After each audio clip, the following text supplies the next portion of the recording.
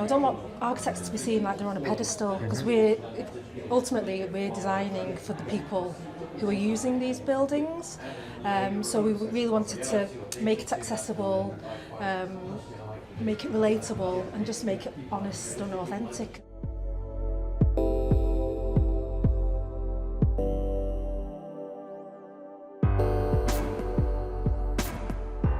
Thank you very much for your presentation and joining us. I was just talking to Jason from Artform about why it's really important when we're setting out to do this that we're showing a range of practices. And part of what you said on your presentation, that you worried maybe you didn't have enough models or you weren't making enough models, and it's just not the case. To reassure you that we're really kind of happy to have a wide representation of people using models in different ways, because when we're speaking to students, we don't just want to be saying you have to work for these big companies. There are other options, there are other pathways.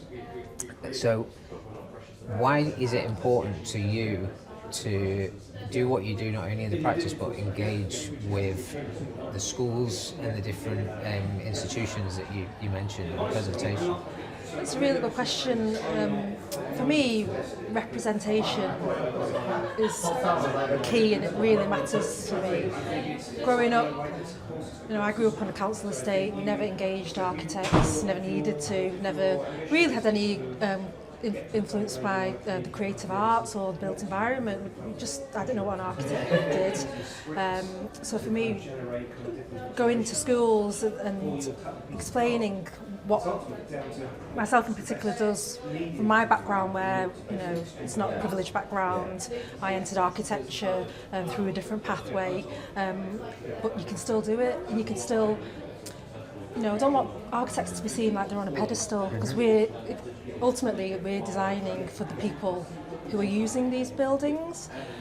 So we really wanted to make it accessible, make it relatable, and just make it honest and authentic as well. And I think for us, and the reason why I've always liked working for smaller practices, and why we set up common practices, because we wanted to show students and especially the youngsters that anyone can really place make, and anyone can make a model and communicate it to somebody else. It shouldn't be restricted to. It shouldn't be, and you shouldn't need Revit skills, SketchUp skills, and like I said in my panel, when I go into schools with these kids, they're not kind of worried that, I don't know how to make this model. They just go and do it.